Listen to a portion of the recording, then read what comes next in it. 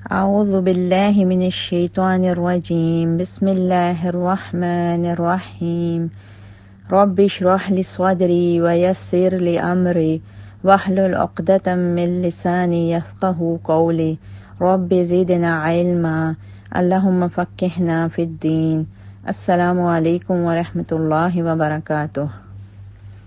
الحمدللہ پیارے ساتھیوں، ہم نے سورہ بقرہ کے پہلے 2 رکوع مکمل کر لیے ہیں۔ آج انشاءاللہ ہم تیسرے رکوع سے شروع کرتے ہیں۔ پہلے 2 رکوع میں اللہ تعالیٰ نے سب سے پہلے متقین کی صفات بتائیں اور ساتھ ہی ساتھ کفار اور آگے پھر منافقین کی اقسام بتائیں، اور دور نبوی صلی اللہ علیہ وآلہ وسلم میں ان کے پیارے نبی صلی اللہ علیہ وآلہ وسلم اور مخلص مسلمانوں کے ساتھ کیا تعلقات تھے وہ بتائے گئے ہیں۔ پیارے نبی صلی اللہ علیہ وآلہ وسلم کی شدید خواہش تھی کہ کفار سب مسلمان ہو جائیں، اور اسی حساب سے آپ صلی اللہ علیہ وآلہ وسلم کوشش فرماتے، لیکن اللہ تعالیٰ نے فرما دیا کہ ایمان ان کے نصیب میں نہیں ہے۔ یہ وہ چند مخصوص لوگ ہیں جن کے دلوں پر مہر لگ چکی ہے۔ جیسے ان لوگوں میں سر فہرست ابو جہل اور ابو لہب تھے، ورنہ آپ صلی اللہ علیہ وآلہ وسلم کی دعوت و تبلیغ سے بے شمار لوگ مسلمان ہوئے، حتیٰ کہ پورا جزیرہ عرب اسلام کے سائے میں آ گیا، الحمدللہ۔ آگے آج تیسرے رکوع میں ہم آیت نمبر 21 اور 22 سے شروع کرتے ہیں۔ آیت نمبر 21-22، یا ایھا الناس اعبدوا ربکم الذی خلقکم والذین من قبلکم لعلکم تتقون۔ لوگو بندگی اختیار کرو اپنے اس رب کی جو تمہارا اور تم سے پہلے جو لوگ ہو گزرے ہیں ان سب کا خالق ہے۔ تمہارے بچنے کی توقع اسی صورت سے ہو سکتی ہے، وہی تو ہے جس نے تمہارے لیے زمین کا فرش بچھایا، آسمان کی چھت بنائی، اوپر سے پانی برسایا اور اس کے ذریعے سے ہر طرح کی پیداوار نکال کر تمہارے لیے رزق بہم پہنچایا۔ بس جب تم یہ جانتے ہو تو دوسروں کو اللہ کا مد مقابل نہ ٹھہراؤ۔ ہدایت اور گمراہی کے اعتبار سے انسانوں کے 3 گروہوں کے ذکر کے بعد اب یہاں ان آیات میں اللہ تعالیٰ کی وحدانیت یعنی ایک ہی اللہ اور اس کی عبادت کی دعوت تمام بنی نوع انسان، تمام انسانوں کو دی جا رہی ہے۔ اور اللہ تعالیٰ فرما رہا ہے کہ جب تمہارا اور کائنات کا خالق ایک اللہ ہی ہے اور تمہاری تمام ضروریات کا مہیا کرنے والا بھی اللہ ہے، تو تم پھر اس کو چھوڑ کر کسی دوسرے کی عبادت کیوں کرتے ہو؟ کیوں کسی اور کو اللہ کا شریک ٹھہراتے ہو، جب کائنات کی ہر چیز، زمین، آسمان، ہر قسم کا رزق، ہوا، بارش، ہر چیز اسی ایک رب کے حکم سے آتی ہے؟ تو پھر عقل کو اور کون سی دلیل چاہیے جو اللہ کی عبادت پر تمہیں مجبور کرے گی؟ لہٰذا اپنے آپ کو عذاب سے بچانا چاہتے ہو تو کبھی بھی اللہ کے ساتھ شرک نہ کرنا۔ آیت 23-24، وَإِن كُنتُمْ فِي رَيْبٍ مِّمَّا نَزَّلْنَا عَلَىٰ عَبْدِنَا فَأْتُوا بِسُورَةٍ مِّن مِّثْلِهِ۔ اور اگر تمہیں اس امر میں شک ہے کہ یہ کتاب جو ہم نے اپنے بندے پر اتاری ہے یہ ہماری ہے یا نہیں، تو اس کے مانند ایک ہی صورت بنا لو، اپنے سارے ہم نواؤں کو بلا لو، ایک اللہ کو چھوڑ کر باقی جس کی مدد چاہو لے سکتے ہو۔ اگر تم سچے ہو تو یہ کام کر کے دکھاؤ، لیکن اگر تم نے ایسا نہ کیا اور یقیناً کبھی نہیں کر سکتے تو ڈرو اس آگ سے جس کا ایندھن بنیں گے انسان اور پتھر، جو مہیا کی گئی ہے منکرین حق کے لیے۔ توحید کے بعد اب اللہ تعالیٰ اس آیت میں رسالت کے دلائل دے رہے ہیں، اور قرآن تمام کفار کو چیلنج دے رہا ہے کہ اگر یہ قرآن جو آخری نبی صلی اللہ علیہ وآلہ وسلم پر اتارا گیا، اگر اس کے من جانب اللہ ہونے میں آپ لوگوں کو کوئی شک ہے تو پھر اس کی ایک آیت جیسی کوئی اور آیت لا کے دکھاؤ۔ اور اگر ایسا نہیں کر سکتے تو تمہیں سمجھ لینا چاہیے کہ واقعی یہ کلام کسی انسان کی کوشش نہیں ہے، بلکہ یہ کلام الہی ہے۔ اس سے پہلے مکے میں بھی ایسے چیلنج کفار کو دیے گئے۔ قرآن میں مزید 4 مقامات پر اللہ تعالیٰ نے یہ چیلنج دیا ہے۔ سورہ یونس آیت 38، سورہ ہود آیت 13، بنی اسرائیل کی آیت 88 اور سورہ طور میں آیت 33، 34 میں 5 مقامات پر ملا کر، یہ سورہ بقرہ کی یہ آیت ملا کر 5 مقامات پر اللہ تعالیٰ نے کفار کو یہ چیلنج دیا۔ پھر آگے اس آیت میں اللہ تعالیٰ نے یہ بھی چیلنج دیا کہ تم یقیناً کبھی ایسا نہیں کر سکتے، اور آگے کرنے کا کام اللہ تعالیٰ بتا رہا ہے کہ جب تم ایسا کسی صورت نہیں کر سکتے تو پھر اپنی زندگیوں کو شرک جیسے اعمال سے بچاؤ اور جہنم کی اس آگ سے بچاؤ جس کا ایندھن ہمیں قرآن میں بارہا بتایا گیا کہ جہنم کا ایندھن انسان اور وہ پتھر ہوں گے جن کو یہ کافر لوگ پوجتے ہیں۔ ان پتھروں کے ساتھ انسان کیسے ایندھن ہوں گے؟ جہنم میں انسان کی جب ایک کھال سڑ کر گل جائے گی تو پھر دوبارہ ان ہڈیوں کے ڈھانچے پر اللہ تعالیٰ پھر سے کھال چڑھا دے گا، پھر وہ کھال اسی طرح گلے سڑے گی اور اس آگ کو مزید بھڑکائے گی۔ اسی لیے انسان کو جہنم کا ایندھن کہا گیا ہے۔ استغفر اللہ۔ اللہم اجرنا من النار، اللہم اجرنا من النار، اللہم اجرنا من النار۔ اس آیت سے ایک یہ بات بھی ہمیں پتہ چلتی ہے کہ جنت اور دوزخ کا وجود ازل سے ابد تک ہے۔ یہ کوئی تمثیلی چیزیں نہیں ہیں جیسے کہ بعض منکرین حدیث کہتے ہیں کہ جنت اور دوزخ کا کوئی وجود فی الحال نہیں ہے۔ پیارے نبی صلی اللہ علیہ وآلہ وسلم کو دنیا میں معراج کے موقع پر جنت اور دوزخ کا نظارہ کروایا گیا۔ آیت 25،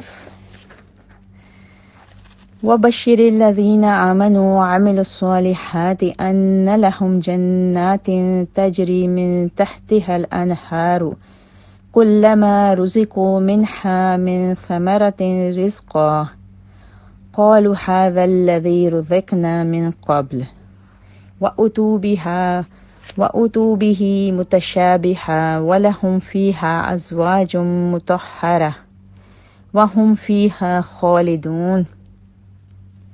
اور اے پیغمبر صلی اللہ علیہ وآلہ وسلم، جو لوگ اس کتاب پر ایمان لے آئیں اور اس کے مطابق اپنے عمل درست کر لیں، انہیں خوشخبری دے دو کہ ان کے لیے ایسے باغ ہیں جن کے نیچے نہریں بہتی ہوں گی۔ ان باغوں کے پھل صورت میں دنیا کے پھلوں سے ملتے جلتے ہوں گے۔ جب کوئی پھل انہیں کھانے کو دیا جائے گا تو وہ کہیں گے کہ ایسے ہی پھل اس سے پہلے دنیا میں ہم کو دیے جاتے تھے۔ ان کے لیے وہاں پاکیزہ بیویاں ہوں گی اور وہ وہاں ہمیشہ رہیں گے۔ سبحان اللہ۔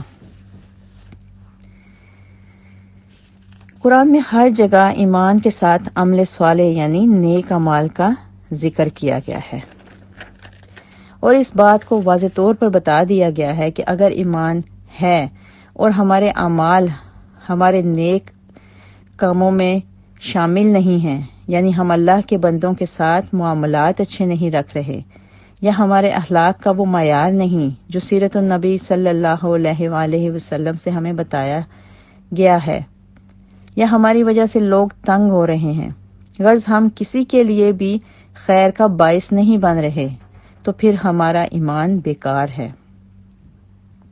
اور اسی طرح اگر ہمارا عمل تو اچھا ہے، ہم انسانوں کے ساتھ اور دوسرے معاملات زندگی میں ہماری social life full of humanity ہے، ہم اخلاقیات کے اعلیٰ درجے پر بھی فائز ہیں اور دنیا میں خیر ہی خیر پھیلا رہے ہیں، لیکن ہمارا اللہ پر ایمان نہیں ہے، اسلام قبول ہی نہیں کیا، تو پھر یہ تمام عمل صالح یعنی نیک اعمال آخرت میں ہمارے کچھ کام نہیں آئیں گے۔ ایمان کے ساتھ نیک عمل اور نیک عمل کے ساتھ ایمان لازم و ملزوم ہے۔ اور یہاں یہ بات ضرور ذہن میں رکھنی چاہیے کہ اللہ بے انصاف نہیں ہے، ہر شخص کو اس کے نیک اعمال کا اجر ضرور ملے گا۔ ایمان لانے والوں کو دنیا اور آخرت دونوں میں اجر ملے گا، لیکن ایمان نہ لانے والے کو اللہ تعالیٰ دنیا میں ہی اجر سے نواز دے گا۔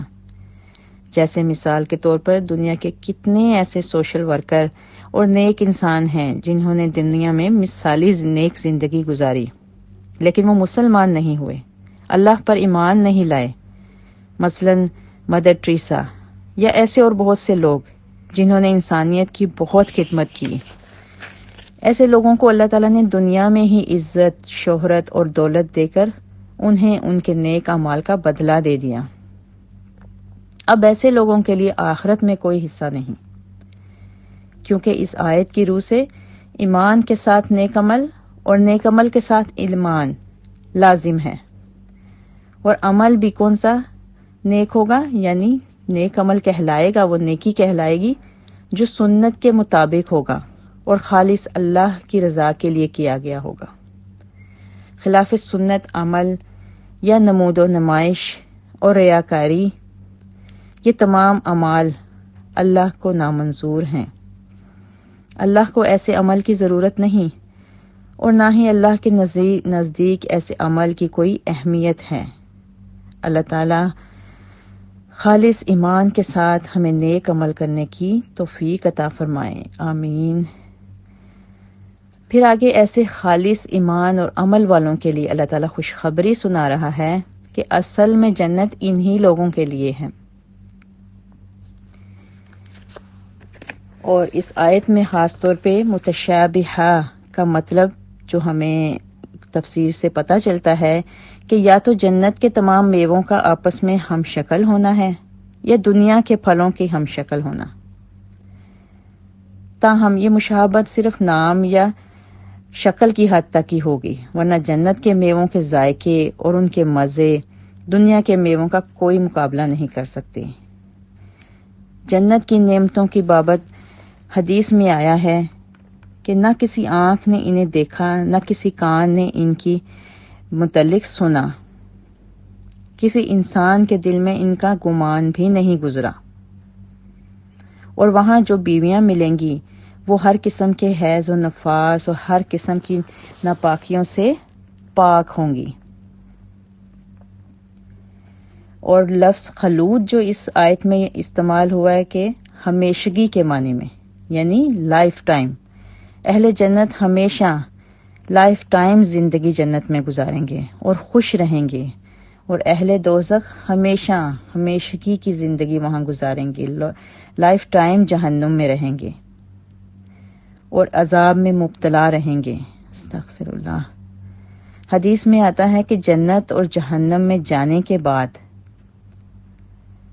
ایک فرشتہ اعلان کرے گا کہ اے جہنمیوں اب موت نہیں ہے، اور اے جنتیوں اب موت نہیں ہے۔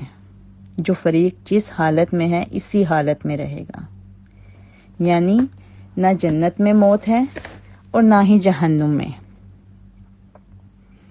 اللہم اجرنا من النار، اللہم انا اسألک جنت الفردوس واعوذ بک من النار وما علینا الا البلاغ۔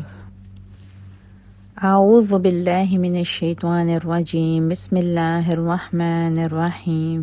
السلام علیکم ورحمۃ اللہ وبرکاتہ۔ سورہ بقرہ کی آیت 26 سے شروع کرتے ہیں۔ ان اللہ لا یستحی ان یضرب مثلا ما بعودۃ،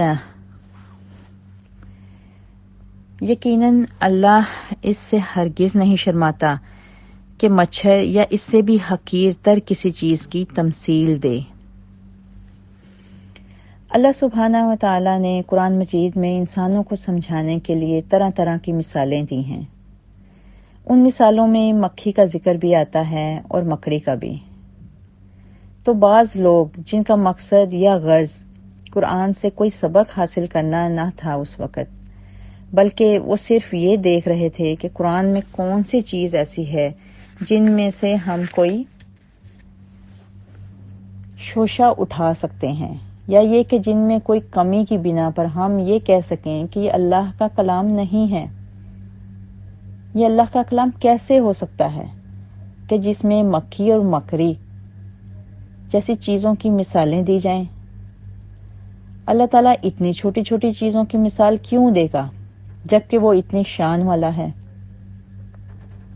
تو اس وقت پھر ان آیات کا نزول ہوا اور اللہ تعالیٰ نے فرمایا کہ اللہ اس بات سے نہیں شرماتا کہ وہ کوئی بھی مثال بیان کرے، ہاں وہ مکھی کی ہو، مچھر کی ہو یا اس سے بھی مزید چھوٹی کسی چیز کی۔ مثال بیان کرنے کا مقصد بات کو سمجھانا ہے، وہ چیز مقصود نہیں ہے، کیونکہ اگر اللہ مکھی یا مچھر کی مثال دیتا ہے تو بات مکھی یا مچھر کی نہیں بلکہ اس مثال سے سمجھایا کچھ اور جا رہا ہے۔ لہٰذا تم توجہ رکھو اور اپنے مقصد پر نظر رکھو کہ اللہ تعالیٰ تمہیں اصل مقصد کیا بتا رہا ہے۔ سورہ الروم میں آیت 58 میں اللہ تعالیٰ فرماتے ہیں وَلَقَدْ ضَرَبْنَا فِي هَذَا الْقُرْآنِ مِنْ كُلِّ مَثَلٍ، ہم نے قرآن میں لوگوں کے لیے ہر طرح کی مثالیں بیان کی ہیں۔ قرآن میں ہر چیز کی مثال بیان کی گئی ہے، کس لیے؟ لوگوں کے لیے، اور ان سے فائدہ کون اٹھاتا ہے؟ وہی جو حق کا طالب ہوتا ہے، وہی جو ہدایت چاہتا ہے۔ اب یہ مکھی کی مثال کہاں بیان کی گئی؟ سورہ حج آیت 73 میں اللہ تعالیٰ فرماتا ہے اے لوگوں، ایک مثال بیان کی جاتی ہے، اسے غور سے سنو۔ ان الذین، یقیناً وہ ہستیاں جن کو تم اللہ کو چھوڑ کر پکار رہے ہو، انہوں نے ایک مکھی بھی پیدا نہیں کی، وہ ایک مکھی بھی پیدا نہیں کر سکتے۔ ہاں وہ سارے لوگ جمع ہو جائیں، وہ جمع ہو کر ایک مکھی بھی نہیں بنا سکتے۔ جب یہ بات بیان کی گئی تو ہونا تو یہ چاہیے کہ لوگ غور و فکر کرتے، اللہ تعالیٰ کی طاقت اتنی بڑی ہے کہ اس نے یہ دنیا کائنات بنائی اور باقی معبودوں کا حال یہ ہے کہ وہ سب مل کر ایک مکھی بھی نہیں بنا سکتے۔ تو یہاں انہیں کیا سمجھنے کی ضرورت تھی؟ اللہ کی عظمت۔ لیکن انہوں نے اصل سبق حاصل کرنے کی بجائے الٹا اعتراض کر دیا کہ یہ مکھی کا لفظ کیوں آ گیا۔ اللہ تعالیٰ نے مکھی کو چھوڑ کر اس سے بھی چھوٹی چیز کی مثال اس آیت 26 میں دے دی، بلکہ اس آیت میں آگے اللہ تعالیٰ فرماتا ہے ما بعودتن فما فوقہا، کہ مچھر یا اس سے بھی حقیر ترین چیز کی مثال۔ مچھر سے بھی حقیر کیا چیز ہو سکتی ہے؟ وہ یا تو کوئی چونٹی ہو سکتی ہے، اور سائنٹسٹ نے تو یہ تک دریافت کر دیا ہے کہ مچھر کے پر کے اوپر ایک اور چھوٹا سا کیڑا ہوتا ہے، لیکن وہ اتنا چھوٹا ہوتا ہے کہ ایک نیکڈ آئی سے نظر نہیں آ سکتا۔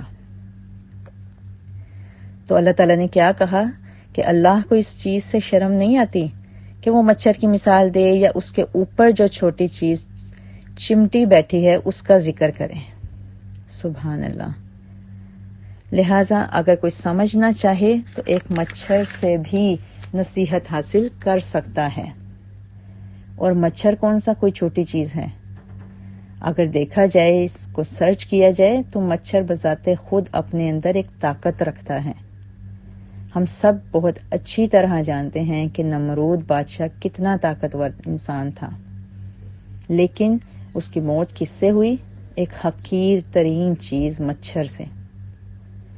اللہ کی یہ مخلوق دیکھنے میں چھوٹی ہے، اس کی ساخت بھی دیکھنے میں چھوٹی نظر آتی ہے، لیکن اس کا کام، اس کی پھرتی ہمیں اس وقت پتہ چل جاتی ہے جب کبھی ہم کسی پارک میں یا کھلی جگہ بیٹھے ہوں اور کوئی مچھر ایک دفعہ کاٹتا ہے، ہمیں خارش ہوتی ہے، پھر ہم اس کو ہٹاتے ہیں، ہمارا ہاتھ لگنے سے پہلے ہی وہ اڑ جاتا ہے، لیکن سیکنڈ میں وہ دوبارہ آ جاتا ہے، ہمیں زچ کر کے رکھ دیتا ہے، ہم بار بار اپنی ہی سکن کو مارتے رہتے ہیں، لیکن اس مچھر کا کچھ نہیں بگڑتا۔ فَأَمَّا الَّذِينَ آمَنُوا فَيَعْلَمُونَ أَنَّهُ الْحَقُّ مِن رَبِّهِمْ، تو وہ لوگ جو ایمان لائے، وہ لوگ حق بات کو قبول کرنے والے ہیں، اور انہی مثالوں کو دیکھ کر جان لیتے ہیں کہ یہ حق ہے جو ان کے رب کی طرف سے آیا ہے۔ یعنی ایمان لانے والے مثال کو سمجھ جاتے ہیں، مقصد کو سمجھ جاتے ہیں۔ اور جیسے کہ سورہ عنکبوت کی آیت 43 میں اللہ تعالیٰ فرماتے ہیں وَتِلْكَ الْأَمْثَالُ نَضْرِبُهَا، یہ مثالیں ہم لوگوں کو بیان کرتے ہیں لیکن ان کو صرف جاننے والے ہی سمجھتے ہیں، صرف علم رکھنے والے ہی مثالوں کو سمجھ سکتے ہیں۔ بعض علماء کو جب قرآن کی کوئی مثال سمجھ نہ آتی تو وہ ان آیات کو پڑھ کر رویا کرتے تھے۔ کیوں روتے تھے؟ کہ اللہ تعالیٰ نے فرمایا ہے کہ میری مثالوں کو صرف علم والے سمجھتے ہیں، اور اگر میری مثال سمجھ نہیں آ رہی تو ہم علم والے ہی نہیں۔ علم والا ہونا کوئی معمولی بات نہیں ہے، کیونکہ علم کی بنا پر ہی فرشتے کو سجدے کا حکم دیا گیا تھا۔ کس کو سجدہ کرنے کا؟ انسان کو سجدہ کرنے کا۔ اللہ تعالیٰ کے نزدیک علم کی اہمیت باقی تمام چیزوں سے زیادہ ہے۔ تو ہمیشہ مسلمانوں کے اندر وقار اور عزت کا سمبل رہا ہے یہ علم، یہ نالج۔ لیکن جب لوگوں کے اندر ایمان کمزور ہوا اور دنیا منظور نظر ہو گئی تو پھر علم والوں کی قدر ہی نہ رہی، اور ان کے مقابلے میں کس کی قدر ہو گئی؟ مال و دولت کی اور مال والوں کی۔ تو جو اہل ایمان ہوتے ہیں اور حق چاہنے والے ہوتے ہیں وہ جانتے ہیں کہ یہ کلام ان کے رب کی طرف سے ہے۔ وَأَمَّا الَّذِينَ كَفَرُوا، اور جو لوگ انکار کرتے ہیں یعنی کفر کرتے ہیں، فَيَقُولُونَ مَاذَا أَرَادَ اللَّهُ بِهَذَا مَثَلًا، وہ کہتے ہیں کہ ایسی مثالوں سے اللہ کو کیا سروکار۔ اب یہاں سمجھنا یہ لوگ خود نہیں چاہتے اور اعتراض اللہ پہ کرتے ہیں، یہ ہے کم عقلی۔ تو بہت سے لوگ جن کو اللہ کی بات سمجھ نہیں آتی، ان کی عقل کے مطابق اس میں کوئی سینس نہیں ہے، وہ خود اپنے آپ کو بہتر بنانے کی بجائے اللہ پر اعتراض کرنے لگتے ہیں۔ اللہ تعالیٰ آگے فرماتا ہے یُضِلُّ بِهِ كَثِيرًا وَيَهْدِي بِهِ كَثِيرًا، اسی طرح اللہ ایک ہی بات سے بہتوں کو گمراہی میں مبتلا کر دیتا ہے اور بہتوں کو راہ راست دکھا دیتا ہے۔ یہ مثالیں اللہ تعالیٰ لوگوں کو سمجھانے کے لیے دیتا ہے، لیکن جب کچھ لوگ نہیں سمجھتے تو وہ ان کے لیے فتنہ بن جاتی ہیں۔ اور کیوں نہیں سمجھتے؟ کیونکہ وہ غور و فکر کرنا ہی نہیں چاہتے یا سمجھنا ہی نہیں چاہتے۔ وَمَا يُضِلُّ بِهِ كَثِيرًا وَمَا يُضِلُّ بِهِ إِلَّا الْفَاسِقِينَ، اور گمراہی میں وہ انہی کو مبتلا کرتا ہے جو فاسق ہیں، یعنی جو سمجھنا ہی نہیں چاہتے، ان کو پھر اللہ تعالیٰ کی بتائی ہوئی بات سمجھ میں ہی نہیں آتی اور پھر حق سے بھٹک جاتے ہیں۔ الذین ینقضون عہد اللہ من بعد میثاقہ ویقطعون ما امر اللہ بہ ان یوصل ویفسدون فی الارض اولئک ھم الخاسرون، اللہ کے عہد کو مضبوط باندھ لینے کے بعد توڑ دیتے ہیں۔ اللہ نے جسے جوڑنے کا حکم دیا ہے اسے کاٹتے ہیں اور زمین میں فساد برپا کرتے ہیں، حقیقت میں یہی لوگ نقصان اٹھانے والے ہیں۔ اب آیت نمبر 26 جو ہم نے ختم کی، اس میں خاص طور پہ بہت زیادہ ہمیں سبق ملتے ہیں۔ سب سے پہلا سبق ہمیں کیا ملتا ہے؟ اللہ حق بات کرتے ہوئے نہیں شرماتا۔ اس میں ہمارے لیے کیا سبق ہے؟ کہ ہمیں بھی حق بات کرتے ہوئے نہیں شرمانا چاہیے، نہ ہی ڈرنا چاہیے، نہ جھجکنا چاہیے۔ پیارے نبی صلی اللہ علیہ وآلہ وسلم کی حدیث ہے کہ ایک آیت بھی دیکھو تو آگے پہنچاؤ، یعنی شیئر کرنے کی ذمہ داری ہے ہم پہ۔ تو جو شیئر نہیں کرتے، پیغام آگے نہیں پہنچاتے، ان کے لیے کیا کہا گیا؟ سمن بکمن عمیون، یعنی وہ حق سنتے، حق سمجھتے نہیں، حق سنتے ہی نہیں، نہ سمجھتے ہیں، نہ ہی حق بولتے ہیں، گونگے ہیں، بہرے ہیں۔ اور یہ کن کی صفات بتائی گئی پچھلی تمام آیات میں؟ منافقین کی۔ تو اس آیت نمبر 26 سے ہمیں کیا سبق ملتا ہے؟ کہ حق بات کرنے سے ڈرنا نہیں چاہیے، ہاں وہ چھوٹی بات ہی کیوں نہ ہو، ہاں وہ مچھر جتنی ہی چھوٹی کیوں نہ ہو۔ خیر کی بات آگے پہنچانے میں کوئی شرم نہیں، حق بات کرنے میں کوئی شرم نہیں۔ پیارے نبی صلی اللہ علیہ وآلہ وسلم نے خاص طور پر انصار کی عورتوں کی صفت بیان کی تھی کہ وہ حق معلوم کرنے میں شرماتی نہیں۔ بعض دفعہ ایسا ہوتا ہے کہ ہم دین کی بات پوچھنے میں شرم محسوس کرتے ہیں، اور ہم کیا سوچتے ہیں کہ لوگ کیا کہیں گے، اس کو اتنا بھی نہیں پتا ہے، اتنی بڑی ہو گئی، ابھی تک اس کو پتہ ہی نہیں چلا۔ انسان کو ہمیشہ کھلے دل اور کھلے ذہن کے ساتھ رہنا چاہیے۔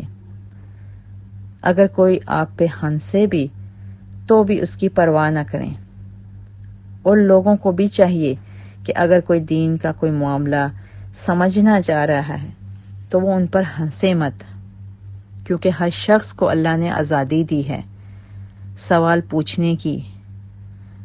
اور اگر آپ سچ حق بات پوچھ رہے ہیں تو سمجھیں کہ سچ میں بڑی طاقت ہے، چاہے چھوٹا ہی کیوں نہ ہو۔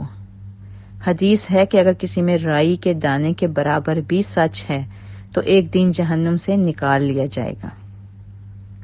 سبحان اللہ۔ سچی بات، خالص بات، حق بات، ہاں وہ چھوٹی ہی کیوں نہ ہو، اس کا بڑا وزن ہوتا ہے۔ اور ایک اچھی بات کی کیا خوبی ہوتی ہے؟ اس میں 4 صفات ہوتی ہیں کہ اچھی بات ہمیشہ علم رکھتی ہے، سچائی پر مبنی ہوتی ہے، نیت اچھی ہوتی ہے، الفاظ اچھے ہوتے ہیں۔ سبحان اللہ۔ آیت نمبر 27 دیکھتے ہیں۔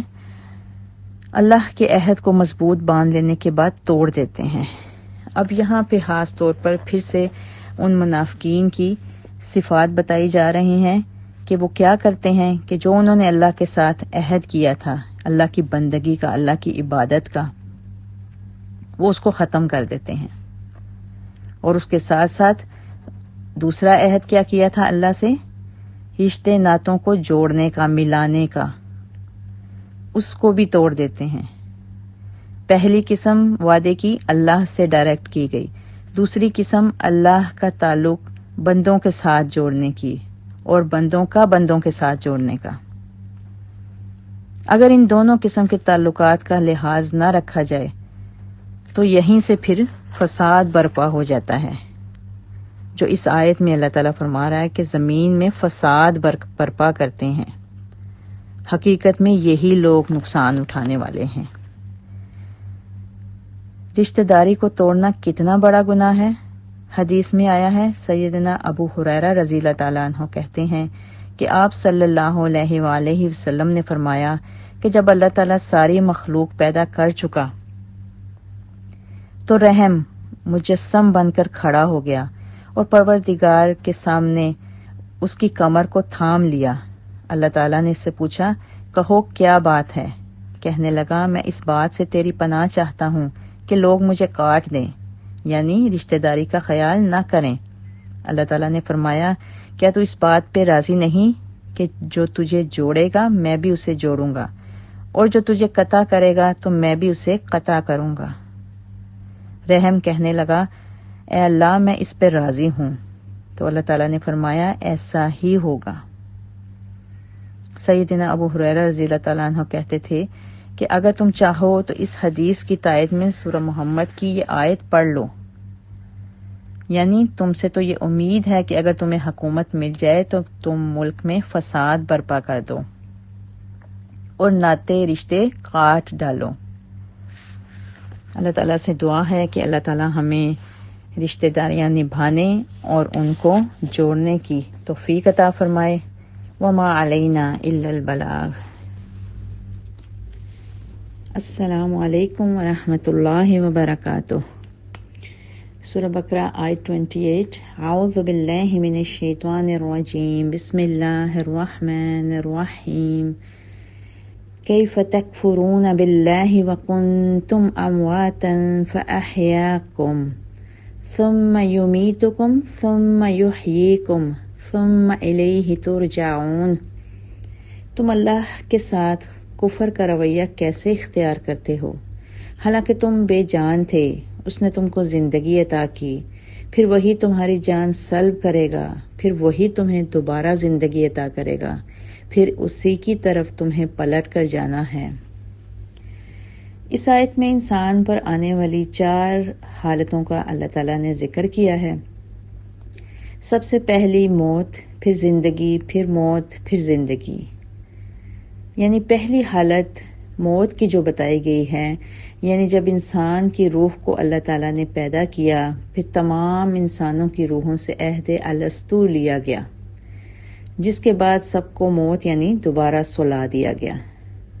یہاں اس آیت میں اس پہلی کیفیت اس موت کی بتائی گئی ہے، پھر انسان کو دوسری کیفیت دی گئی اور اس دنیا میں اس کی پیدائش کی گئی اور اس کو زندگی دی گئی جس میں وہ اچھے برے اعمال کرنے کا اختیار رکھتا ہے۔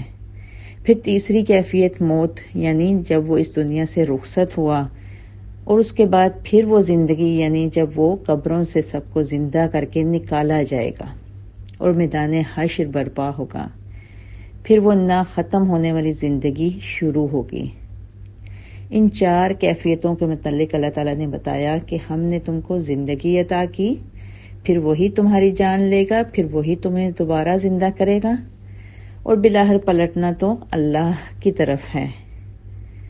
یعنی انسان کو اس کی اصل حقیقت اور اوقات بتا دی گئی ہے کہ آخر اس کا اللہ کو نہ ماننا اور کفر کرنا کیا معنی رکھتا ہے، جبکہ وہ اللہ اتنا طاقتور اور اتنا بااختیار ہے کہ تمہارے 4 حالتوں سے گزارتا ہے۔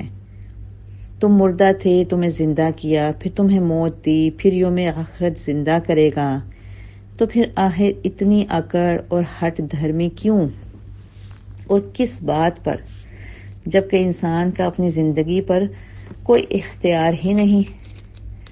اللہ نے اگر تمہیں زندگی دے دی ہے تو ثم الیہ ترجعون، پلٹ کر تو اسی کے پاس جانا ہے۔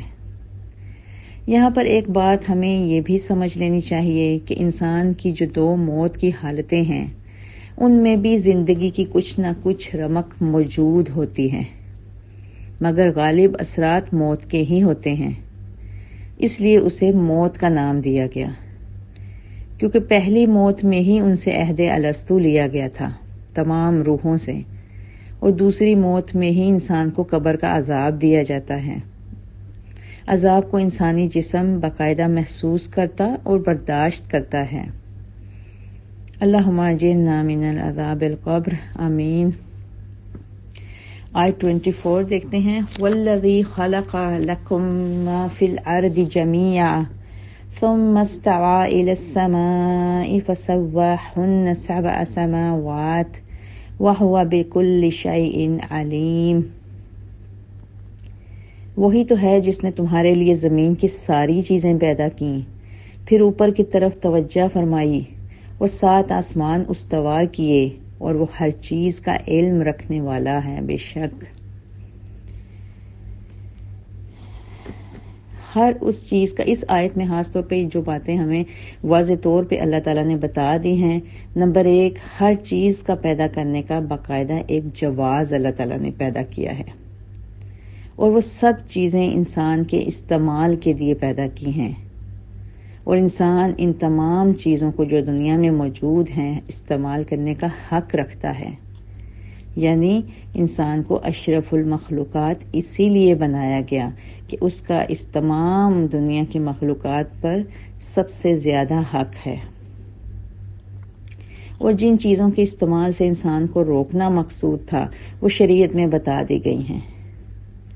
پھر اس کے بعد یہ پتہ چلا کہ اللہ تعالیٰ نے پہلے زمین اور اس پر موجود تمام چیزیں بنائیں، پھر انسان پیدا کیے، اور اس کے بعد آخر میں 7 آسمان بنائے۔ یعنی زمین کی پیدائش آسمان کی پیدائش سے پہلے ہو چکی تھی، اور ساتھ آسمان کوئی تصوراتی چیز نہیں ہے جیسے کہ آج کل کچھ ماہرین حیات کہتے ہیں، بلکہ آسمان ایک سولڈ تھنگز ہیں اور ان کی تعداد 7 ہے۔ وَهُوَ بِكُلِّ شَيْءٍ عَلِيمٌ، اور وہ اللہ ہر چیز کے متعلق خوب جاننے والا ہے۔ اللہ تعالیٰ سے دعا ہے کہ وہ ہمیں زمین و آسمان کی پیدائش اور خاص طور پر انسان یعنی ہمیں خود اپنی پیدائش اور مقصد زندگی پر غور کرنے والا بنائے، اور ہم سب کو اولو الالباب یعنی غور و فکر کرنے والوں میں شامل فرمائے، آمین۔ وما علینا الا البلاغ۔